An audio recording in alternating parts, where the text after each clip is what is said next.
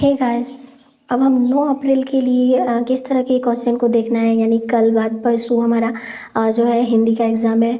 तो मैं आपको यही गाइड करूँगी, यही बताऊँगी कि जो एग्ज़ाम से जो रिलेटेड क्वेश्चन है आपको वो को करना ही करना है।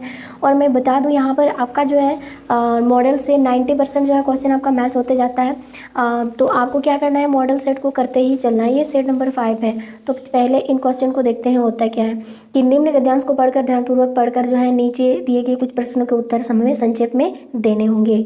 तो यहाँ पर जो पैसेज है इसमें दिया, हमारे देश में ही नहीं संसार के प्रत्येक जाति ने अपनी भाषा में चंद्रमा के बारे में कहानियाँ लिखी है और कवियों ने भी रचना रची है। किसी ने उसे रजनीपति माना तो किसी ने उसे रात्रि की देवी कहकर पुकारा। किसी विराहिणी ने उसे अपना दूध बनाया तो किसी ने उनके पीलेपन से क्षुब्ध होकर उसे बूढ़ा और बीमार ही समझ लिया। बालक श्री रामचंद्रमा को खिलौना समझकर उसके लिए मचलते तो सूर्य के श्री कृष्ण भी उसके लिए हट करते हैं। बालक को शांत करने के लिए एक ही उपाय था, चंदा की छवि को पानी में दिखा देना। ठीक है, ये पैसेज है, इनको हमें ध्यानपूर्वक पढ़ना था और इनका आंसर भी हमें देने हैं। तो यहाँ पर बोला संसार की प्रत्येक जाति ने अपनी भाषा में किसके बारे में कहानियाँ लिखी। तो आंसर यहाँ पर हो जाए, हमारे देश में ही नहीं संसार की प्रत्येक जाति ने अपनी भाषा में चंद्रमा के बारे में कहानियाँ लिखी है। हर भाषा में चंद्रमा के लिए कहानियाँ जो है लिखी है अपनी भाषा में। ओके, नेक्स्ट 2 नंबर क्वेश्चन है, चंद्रमा को किन उपनामों से संबोधित किया गया है।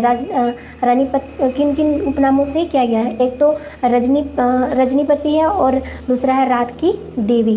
ठीक है, अब यहाँ पर नेक्स्ट क्वेश्चन है, बालक को शांत करने का क्या उपाय था। तो यही ऑप्शन में पैसेज में भी दिया है, बालक को शांत करने के लिए एक ही उपाय था, चंदा की छवि को पानी में दिखा देना। ठीक है, अब व्याकरण यानी खंड को व्याकरण से है, अब निर्देश अनुसार उत्तर देना है। इसमें दो प्रश्न हैं, 2 मार्क्स के हैं। यानी पे बहुब्रीहि समास किससे कहते हैं, समास से संबंधित है, उदाहरण सहित स्पष्ट करें। तो आंसर हो जाएगा, जिस समासिक पद का विशेष अर्थ निकालता है उसे बहुब्रीहि समास कहते हैं। जैसे में लंबोदर, वीणापानी, पीतम्बर, दशानन आदि। ओके, ये सब लंबोदर है। नेक्स्ट है, अगर आपको नहीं आता तो अथवा में आपको ऑप्शन दिया हुआ है, दशानन मासिक समासिक मतलब समासिक पद का विग्रह करे और समास का नाम भी लिखना है। 10 है अनन जिसके, और 10 अनन यानी 10 सर किसका है, रावण का, और ये बहुब्रीहि समास है। ठीक है, क्वेश्चन यानी 5 नंबर क्वेश्चन है गाइस, निम्नलिखित प्रश्नों के हमें उत्तर देने होंगे।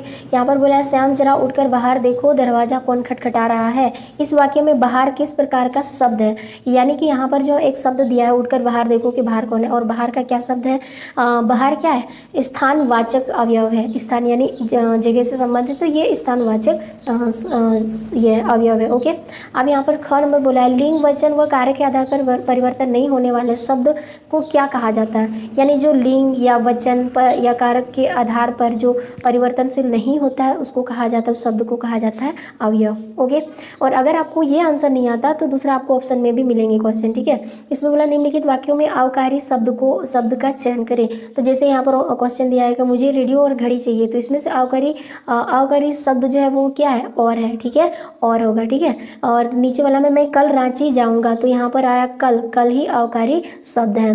नेक्स्ट है ग नंबर, यहाँ पाठ्य पुस्तक से दिया गया है, आपके टेक्स्ट बुक से दिया गया है। ठीक है, इसमें बोला है दिए गए काव्यांश की सप्रसंग जो है सप्रसंग व्याख्या करें। तो यहाँ पर बोला यश है ना वैभव है, मान है ना शर्माया, जितना ही दौड़ा तू उतना ही भरमाया, प्रभुता का शरण बिंब केवल मृग तृष्णा है, हर चंद्रिका में छिपा एक रात कृष्णा है, और जो यथार्थ कठिन उसका तू कर पूजन, छाया मत छूना मन होगा दूधना, मतलब 2 गुना। ठीक है, तो यहाँ पर ये छाया मत छूना कविता से है, और इसमें हमें बोला है कि इसमें से व्याख्या करें, यानी ये क्या चीज़ है उसको व्याख्या करना, इसका भावार्थ को लिखना है। ठीक है, तो यहाँ पर बोला कवि कहता है इस संसार में ना यश है ना कोई मूल्य है, ना धन वैभव का है। ठीक है, यहाँ पर ना तो मान सम्मान से कोई किसी को संतुष्ट मिलती है, ना पूंजी से।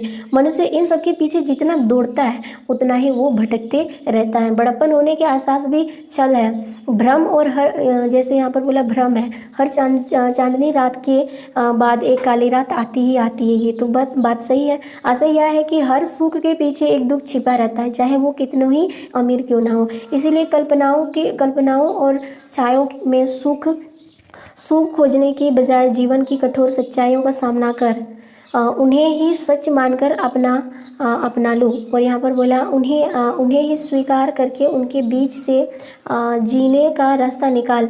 गलती से भी छायाओं को मत छूना, कल्पनाओं के संसार में मत भटकना, उससे उससे तो दुगना दुख होगा, मन में अभाव ही अभाव जग जाएंगे उठेंगे।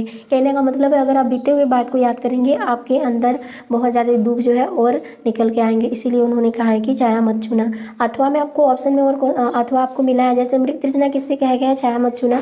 कविता में इसका क्या प्रयोग जो है किस अर्थ में हुआ है, मृग तृष्णा का। ठीक है, तो आंसर हो जाएगा यहाँ पर मृग तृष्णा अर्थात की ओर भटकने को कहा गया है, यानी व्यर्थ की ओर भटकने को कहा गया है। जैसे रेगिस्तान की धूप पर अब सूरज की किरणें चमकती है तो वहाँ जल होने का भ्रम होता है, यानी कि हमें लगता है कि अगर मैं सूख को ढूंढूंगी तो मुझे बहुत खुशी होगी, ऐसा कुछ नहीं होता है। जैसे यहाँ पर एग्जाम्पल के तौर पर भी समझा है कि रेगिस्तान में अगर सूरज की किरणें चमकेगी तो लगता है कि सामने पानी है, पर ऐसा कुछ नहीं है, और ये सिर्फ भ्रम जो है पैदा करता है। और यही देखकर हिरन उसे पानी को दौड़ दौड़ कर पागल सा हो जाता है, यानी पानी को मतलब अपनी प्यास को बुझाने के लिए, और उसकी प्यास बुझ नहीं जाती है क्योंकि ये एक दुखी यानी पीड़ा को अपनाती है। हमारे जीवन में भी कुछ ऐसा ही होता है। तो इस कविता में मृग तृष्णा की स्थिति वहाँ है जहाँ हम वासनाओं, कामनाओं और लालसाओं के पीछे भागते हैं, पर अतृप्त के सिवाय हाथ कुछ नहीं लगता। व्यक्ति इस भटका में उलझकर रह जाता है, इससे वास्तविकता कुछ नहीं होती, केवल छलावा ही होता है। नेक्स्ट क्वेश्चन है 7 नंबर, कन्यादान। कविता में माँ ने बेटी को ऐसा क्यों कहा कि पानी झांककर अपने चेहरे, मतलब पानी में झांककर अपने चेहरे पर मत रिझना, आखिर क्यों उन्होंने कहा था? तो मेन कारण तो ये है, माँ ने अपनी कन्या को अपने अनुभव के आधार पर चेहरे पर रिझने के लिए इसीलिए नहीं किया क्योंकि चेहरे पर रिझने वाली महिलाएं पति के गुलाम बन जाती हैं। वह अपनी प्रशंसा सुनकर घर के सभी कष्टों को झेलने के लिए तैयार हो जाती है। इस प्रकार परिवार में उसका शोषण होने लगता है। इसीलिए उन्होंने कहा है कि अपने चेहरे को पानी में झांककर मत उसमें खुश। क्वेश्चन है क्वेश्चन नंबर 8 है, इसमें बोला मनु भंडारी की व्यक्तित्व का वर्णन करें, यानी मनु भंडारी जो है इनका क्या व्यक्तित्व है इसका वर्णन करें। तो मनु भंडारी के व्यक्तित्व में कई खूबियां और खमियां अनजाने ही समाविष्ट हो गई, यानी कि उनके व्यवहार में उनके अंदर कई ग्रंथियों को जन्म दे दिया। वे काली और बचपन से दुबली और मरियाली भी थी, यानी पापा तो गोरे थे लेकिन वो काली थी। ठीक है, और आगे बोला पिताजी को गोरा रंग प्रिय था, मतलब पिताजी को गोरा रंग से थोड़ा लगाव था। उनको 2 साल बड़ी बहन सुशीला के प्रति वे प्रशंसा का भाव रखते थे। यही कारण है कि वो लेखिका आगे चलकर भी अपनी किसी उपलब्धि पर भरोसा नहीं कर पाती थी। आगे है, अपने खंडित विश्वास की व्यथा के नीचे सच्ची स्वभाव की ही झलक मिलती है। पिताजी उससे किसी न किसी बात पर टक्कर चलती रहती थी पिताजी के साथ। ठीक है, नेक्स्ट क्वेश्चन है अथवा, यानी अथवा में अगर आपको ये नहीं आता तो अथवा वाला चुन सकते हैं। बिस्मिल्लाह खां के व्यक्तित्व की विशेषताओं को अपने शब्दों में लिखें, यानी बिस्मिल्लाह खां की क्या व्यक्तित्व है इसको हमें अपने शब्द में लिखना। हो सके आप अपने शब्द में ही लिखेंगे, कहानी तो आपको ऑलरेडी पढ़ चुके हैं। तो आंसर हो जाएगा बिस्मिल्लाह खां के व्यक्तित्व की निम्नलिखित विशेषताएं हैं। पहला विशेषता है सांप्रदायिक सौहार्द, यानी सौहार्द क्या है। बिस्मिल्लाह खां एक सच्चे इंसान थे, वे पक्के नमाजी थे, पांचों वक्त नमाज भी पढ़ते थे, मुहर्रम पूरी गरिमा के साथ मनाते थे, बहुत मतलब हैप्पीली। ठीक है, इसके बावजूद वे काशी विश्वनाथ मंदिर, संकट मोचन मंदिर, गंगा आदि पर पूरे श्रद्धा रखते थे। वे नित्य गंगा नदी में डुबकी लगाते थे। कहने का मतलब ये पूरी तरह से मुसलमान तो थे लेकिन मंदिर हो गया, संकट मोचन हो गया, हर जगह पर वे मौजूद रहते थे। ठीक है, ये पहला इसका व्यक्तित्व का महत्व है। दूसरा, सच्चे संगीत साधक। उन्होंने संगीत को अर्ध उपवर्जन का माध्यम नहीं बनाया। वे खुदा से सच्चे सुर की मांग करते थे, धन की नहीं। वो केवल सुर की ही मांग करते थे। उन्होंने धन पाने के लिए सहनाएं कभी नहीं बजाए, वो अपने खुशी के लिए उन्होंने सहनाएं बजाई थी। ठीक है, बजाए थे। नेक्स्ट क्वेश्चन है, नेक्स्ट है इसका सरलता एवं सादगी। बिस्मिल्लाह खां को भारत का सर्वोच्च सम्मान भारत रत्न प्रदान किया गया था। ठीक है, ये चीज़ आपको याद रखना है। इसके बावजूद वे सीधी सरल जीवन जीते रहे। उनके लुंगी का फटा होना उनका सरलता ही चरम सीमा का परिचायक है, यानी जितना भी उनको जैसे भारत रत्न मिला था फिर भी उन्होंने कभी भी उन्होंने अपने व्यक्तित्व को बदलाव नहीं किया। वो जैसे थे साधारण वैसे ही थे अंतिम तक। ठीक है, विनम्रता, यानी इनकी क्या विनम्रता थी। बिस्मिल्लाह खां के व्यक्तित्व में विनम्रता कूट कर भरी थी। वो किसी से चिढ़कर बात नहीं करते थे। सहनाई के चरम पर पहुंचकर भी वे कहा करते थे, मुझे अब तक सूरों को बरतने की तमीज़ नहीं आई। मतलब उन्होंने इतना अच्छा तो करते थे लेकिन फिर भी वो खुद से कहते थे कि मुझे और सूरों की तमीज़ जो ठीक से नहीं है। अब नेक्स्ट नंबर क्वेश्चन है 9 नंबर क्वेश्चन। इसमें बोला फादर कामिल बुल्की भारतीय संस्कृति के एक अभिन्न अंग है, किस आधार पर ऐसा कहा गया है। तो आंसर हो जाएगा फादर बुल्की भारतीय संस्कृति के अभिन्न अंग रहे हैं। वे भारतीय संस्कृति में गहरी रुचि लेते थे। भारतीय संस्कृति से प्रभावित होकर ही वे भारत में बसने चले आए थे। ठीक है, यही कारण है। यही उन्होंने कोलकाता और इलाहाबाद में रहकर पढ़ाई की। वे भारतीय संस्कृति के प्रतीक श्री रामचंद्र व तुलसीदास के अन्यन भक्त थे। ठीक है, वैसे तो वो फादर थे, लेकिन रामचंद्र या तुलसीदास के भी अन्यन भक्त थे। उनका जीवन भारतीय संस्कृति के मूल्यों के अनुरूप था। उन्हें हिंदी से बेहद लगाव था। उन्हें भारतीय संस्कृति की सभी सभी बातें बहुत प्रिय लगती थी। ठीक है, नेक्स्ट क्वेश्चन है, जॉर्ज पंचम की नाक लगाने वाली खबर के दिन अकबर चुप क्यों थे, यानी कि अखबार चुप क्यों थे। तो आंसर हो जाएगा, जॉर्ज पंचम की नाक लगने वाली खबर के दिन अखबार इसलिए चुप थे क्योंकि उन्हें यह सब अच्छा नहीं लग रहा था। वे इसका विरोध चुप रहकर कर रहे थे। यही कारण है कि किसी स्वागत समारोह में का कोई समाचार और चित्र अखबार में नहीं छपता था, यानी उनको खराब लगता था। पहली बात तो यह है। ठीक है, नेक्स्ट है रचना से, यानी ग नंबर हमें रचना से देखने को मिलेंगे। जैसे यहाँ पर बोला 11 नंबर, आपका 11 नंबर से ही रचना शुरुआत होता है। इसमें बोला अपने मोहल्ले में नियमित विद्युत आपूर्ति से हेतु सहायक विद्युत अभियंता को एक अनुरोध जो है पत्र लिखना है, यानी ये मतलब कि इनफॉर्मेलिटी जो है पेपर है। ठीक है, इसमें बोला है सेवा में सहायक विद्युत अभियंता रांची। आप जहाँ से रहते हैं उस जगह के नाम लिखेंगे। जिस दिन आपका एग्जाम है, यानी 9 तारीख है, तो आप यहाँ पर 9 अप्रैल 2022 लिखेंगे। ठीक है, विषय किस विषय में, बिजली आपूर्ति में बाधा है, यानी बिजली पूरी तरह से मिल नहीं पा रही। अब यहाँ पर लिखेंगे महाशय, जैसे यहाँ पर महाशय दिया। फिर यह निवेदन है कि आजकल हम छात्रों की वार्षिक परीक्षाएं चल रही है, बात तो सही है, लेकिन नगर की बिजली व्यवस्था बिल्कुल खराब है। मतलब एग्जाम ऐसे तो चल रहा है, लेकिन अब यहाँ पर बिजली व्यवस्था पूरी तरह से ठप है। दिन हो गया रात, हम दिन हो या रात हो, हम बिजली के होने का भरोसा नहीं कर सकते। कभी भी आ सकती है, जा सकती है। ऐसे में पढ़ाई में हमारे मतलब बहुत ज़्यादा प्रभाव हो सकता है। यहाँ पर बोला कभी कभी शाम को 5 से 10 बजे तक बिजली गायब रहती है। यह हमारे भविष्य के साथ खिलवाड़ हो रहा है, तो कृपया हमारी परीक्षाओं को ध्यान रखते हुए बिजली आपूर्ति नियमित करने की कृपा करें। ये आपको लिखना है। और उसके बाद धन्यवाद, उसके बाद भाव दिया, उसके नीचे लिखना है आपका नाम और कहाँ से है और आप किस जिले के हैं, ये भी आपको लिखना होगा। ठीक है, और नेक्स्ट या तो अथवा करके दिया है, ये सीएम द्वारा दिया जाता है। मेधा छात्रवृत्ति परीक्षा में सफल होने पर अपने मित्र को बधाई पत्र लिखें। मेधा छात्रवृत्ति क्या है कि ये एग्जाम देकर अगर आप पास हो जाते हैं तो आपको साल में 12,000 रुपये दिए जाएंगे। ठीक है, ये क्लास 8 से संभव है, और इसमें आपको क्लास 7 में 55% लाना है एग्जाम में, तब जाके आप इस एग्जाम को क्रैक कर पाएंगे। ठीक है, तो यहाँ पर बोला परीक्षा भवन, दिनांक आपको जिस तारीख से लिखना है वही करना है। फिर मित्रवर विजय, यानी मित्रवर विजय सने। ठीक है, या प्रिय भी लगा सकते हो। नेक्स्ट, कल समाचार पत्र में तुम्हारा नाम पढ़कर अपर प्रसन्नता हुई कि तुम मेधा छात्रवृत्ति परीक्षा में सफल हुए हो, और यह तुम्हारे लिए गौरव का विषय है। यह समाचार पत्र पढ़कर मुझे कोई आश्चर्य नहीं है हुआ कि बल्कि ऐसा लगा कि तुम्हें अपनी प्रतिभा का यह सम्मान मिलना ही था। तुम्हारी इस सफलता पर बधाई हो। ईश्वर करे तुम्हारी यह सफलता दिनों दिन बढ़ती जाए। और तुम्हारा मित्र कौन, अजय, आप अपने नाम लगा सकते हो। ठीक है, 12 नंबर क्वेश्चन आपको निबंध लिखने के लिए कहा जाएगा। जैसे दिए गए संकेत बिंदु के आधार पर निम्नलिखित में से किसी एक पर लिखना है। यहाँ पर दो दिया हुआ है, तो इसमें से आगे से आप एक को चुनना है, और यहाँ पर मैं दोनों ही बताऊंगी। तो यहाँ पर दिया है बिरसा मुंडा, संकेत बिंदु भूमिका क्या है, जीवन परिचय, बिरसा मुंडा का देश के प्रति कार्य क्या क्या है, और समाज के प्रति दायित्व क्या क्या, और इसके लास्ट में निष्कर्ष क्या निकलेगा। तो आंसर यहाँ से शुरुआत करेंगे। भूमिका, झारखंड राज्य के रांची जिले में एक आदिवासी समुदाय रहता है। इस समुदाय का नाम मुंडा समुदाय है। ठीक है, यानी झारखंड के रांची में एक समुदाय रहता है जो मुंडा समुदाय के है।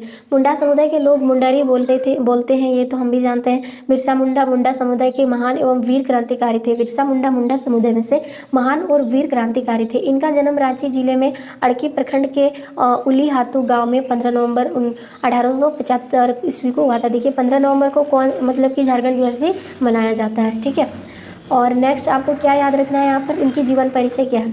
इनकी प्रारंभिक शिक्षा चाईबासा मध्य विद्यालय में हुई। ये उच्च शिक्षा नहीं प्राप्त कर सके, यानी उच्च शिक्षा प्राप्त नहीं कर सके।